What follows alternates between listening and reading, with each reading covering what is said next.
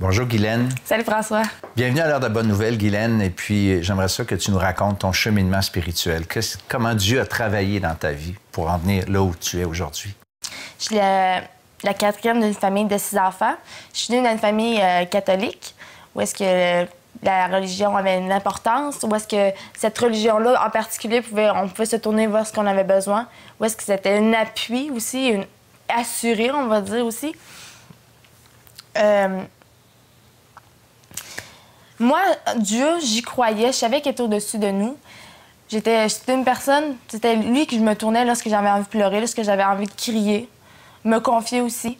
La Bible, j'y croyais. Je savais que c'était la parole de Dieu. Pour moi, c'était évident. C'est pas quelque chose que je doutais réellement. En 2003, mes parents ont décidé de quitter l'Église catholique par cause de déception. Dans la même année, on a commencé à fréquenter les assemblées chrétiennes. C'est là que j'ai rencontré des personnes qui m'ont expliqué ma position, mon état devant Dieu, que j'étais éloignée puis que je devais me repentir de mes péchés à cause de mon état pécheresse. J'avais beau être une bonne petite fille, pas boire, pas prendre d'alcool, pas fumer. Ça montrait clairement, juste à mentir, juste par mes défauts, que j'étais éloignée de Dieu puis que j'étais imparfaite. Il y a aussi que je me suis fait expliquer que Jésus-Christ était venu mourir pour moi, que Dieu avait envoyé son Fils unique mourir pour mes péchés. Puis ça, je le savais pas, puis je l'ai réalisé. Ce que je réalisais aussi, c'est que ce que je pensais, moi, premièrement, c'est que pourquoi prendre cette décision-là, ce choix-là? Parce que je savais que ça me demandait plus que prendre une décision. C'était vraiment une consécration. Ouais. Okay. Alors, je me suis dit, pourquoi pas attendre plus tard? Je vais être comme tout le monde, puis je vais pouvoir prendre mon temps comme tout le monde. Fait que dans la même année, mon frère Patrick, il a eu un accident de 4 roues. Il a perdu un œil droit, puis il a fallu l'annoncer. C'était un accident assez grave. Sa réaction m'a particulièrement touchée parce qu'il a dit « Dieu m'a laissé un œil, je sais comment m'en servir maintenant. » Puis moi, la réaction, c'était tout le contraire. C'est que Dieu t'a pas laissé un œil, Dieu te l'a enlevé. Réalise-le, il te l'a enlevé. Puis pour moi, c'était vraiment « Qu'est-ce qu'il dit là? » Moi, je trouvais ça absurde, là, tu sais. Puis il y a une autre chose que j'ai réalisée, c'est aussi qu'on pouvait pas remettre à demain. Parce que demain, qui sait que si on est là, la mort peut arriver puis frapper, puis on ne sait pas quand ça arrive, il faut être prêt. Puis moi, je savais vraiment mon état devant Dieu, que je savais que je méritais l'enfer pour mes péchés. Puis j'avais peur dans l'enfer, je ne voulais pas y aller. Fait que dans le même laps de temps, j'ai demandé vraiment au Seigneur qu'il vienne me pardonner mes péchés, puis qu'il vienne me sauver parce que je voulais pas aller en enfer. Les jours ont passé, les jours ont écoulé, puis il n'y a rien qui a vraiment changé dans ma vie, à part que je disais à tout le monde que j'étais chrétienne puis que j'étais sauvée. Mes amis ont commencé à prendre l'importance dans ma vie.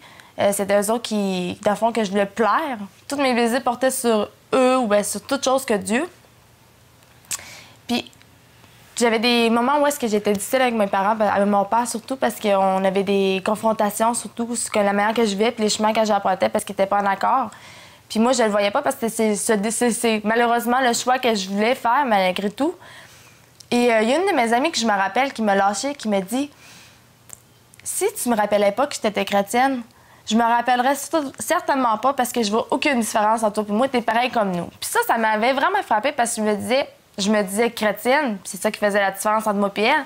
Puis je me suis rendu compte que ça avait aucune importance parce que c'était vrai, j'essayais par tous les moyens de leur ressembler, fait que j'avais aucune différence avec eux, j'avais rien à leur apporter de différent puis de plus.